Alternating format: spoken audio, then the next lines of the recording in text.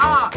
These are some super fabulous sprinkles bath bombs. Yes, they make great gifts and they're really easy to make with kitchen items. None of that funny citric acid.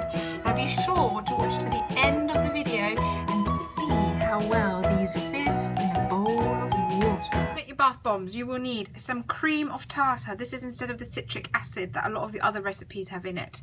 You will need some baking soda. My box is a little bit ripped there, but it's baking soda. Or bicarbonate of soda. You will need some sprinkles. Yay, we like the sprinkles because they're better for the environment than if you use craft glitter. A little bit of food colouring, some essential oils. Just be very careful with these, you don't want to put too much in, and also a little bit of olive oil to make it nice and smooth.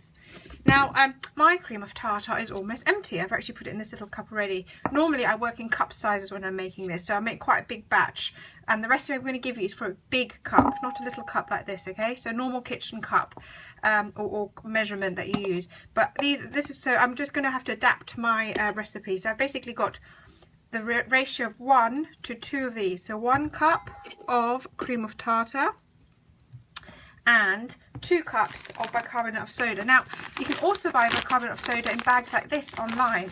That makes it a little bit cheaper. So I'll link that below for you, and you can see if you can get some online, or otherwise you'd literally just get the baking soda from the you know, the supermarket. Oopsie. So I'm going to fill 2 cups roughly of baking soda. Like I said, I'm just using the cheaper stuff that I bought online. It's going to be about 2 compared to the 1 of tartar. Here we go. That's my 2 cups. There we go. All done. Nice and smooth. Now in the bath bombs I've done before, I've now added some dried lavender. I've got some picture of the dried lavender ones up here, and I'll link them below so you can see that process. But this time I'm going to leave it plain, but I will add a little bit of essential oils. So this is a lavender one because I like lavender. I'm going to put 3 or 4 drops, and I'm also going to add some drops of food colouring. This is red food colouring. Now the thing about making bath bombs is you don't want to get it too wet whilst you're making, because the wet takes away the fizz. You want to save the fizz for when it goes in the bath. So I've got like an old spray bottle here, and I'm going to spray it and stir it at the same time and mix it all up. So this can be a bit boring now. There we go. And you need to keep mixing, getting the colour really mixed in.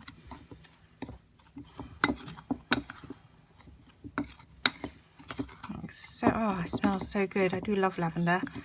I have to say, using the fresh lavender is really nice as well, and it's a great way of, if you've got lavender in the garden, of using up some of that fresh lavender that might grow in your own backyard. And you can see I've got some food colouring lumps there, but you know what, I don't mind that because I quite like the sort of the textured look it gives it. Can you see? You can actually put the food colouring into your spray bottle first, but to be honest, we use the spray bottle for other things as well, and I didn't want to get it dirty, so I decided to just plop it in the top, which is fine. Now I'm going to add a little bit more. Like I say, the thing is with the water, you've just got to get the balance right. You don't want to add too much so that the fizz goes ahead of time, but also you don't want to add too little so that it doesn't bind. I think we're almost there. I'm going to do a bit more. The other thing is, if it's too little, what will happen is your bath bomb won't come out, it'll crumble when it comes out of its mould. But you know what you do then? You just start again, you just crumble it all up, add a bit more of the water and stick it back in your mould. So it's not a disaster, it just means that you're a bit delayed with your craft. So it just means you have to wait an extra few days for it to be ready. I think one more lot of spraying.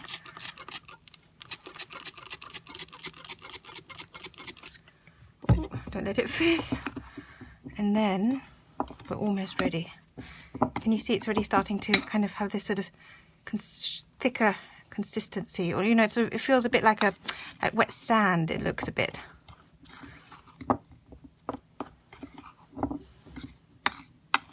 I think think I might have to do a tiny bit more than that actually.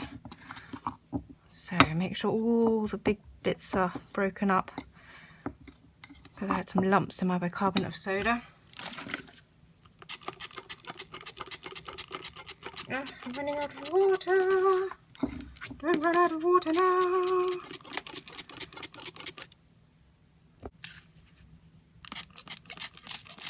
There we go. That's better. I can fill up a bit more water. I think I'm going to give it one more squirt and then I'm ready to put it in my mould. Now the best thing to use as a mould, I think, is something silicone because it's flexible. Now the one I'm using the mould is one that we use especially for crafting. So, you know, we're not going to put food items into it afterwards. If you're using one of somebody else's mould, be sure to ask first and make sure they're happy with you to use it. Because obviously not everybody wants you to make soaps and then use the mould for food. Although having said that, I think with soap it's probably okay. So can you see now it's starting to go into nice thick lumps. So I think we're ready now to put it into our mould. Now I've got this little heart mould. I just want to show you this. You can obviously use any mould, and I think these dinosaurs would be really fun, and I think I'm going to have a go at making some of these at some point. But I just wanted to show them. If you want me to make some for this channel using the dinosaur mould, give me the thumbs up and leave me a comment below. If 10 of you say I want dinosaur bath bombs, I'll make some. But 10 of you have to say that. There's no point making things you guys don't want to see. Right, so now I'm going to get my sprinkles. And I'm going to put the sprinkles in twice. I'm going to put some in at the bottom of my bath bomb. Now, the thing about the sprinkles, when they go in the bath, they'll just dissolve, right? So don't worry about it going in your bath and your bath water. It doesn't actually, it's not going to cause any harm. It's just be a bit of fun. And then you basically put your mixture in and start pressing down, okay? And you have to really press it down because you want it to be nice and solid.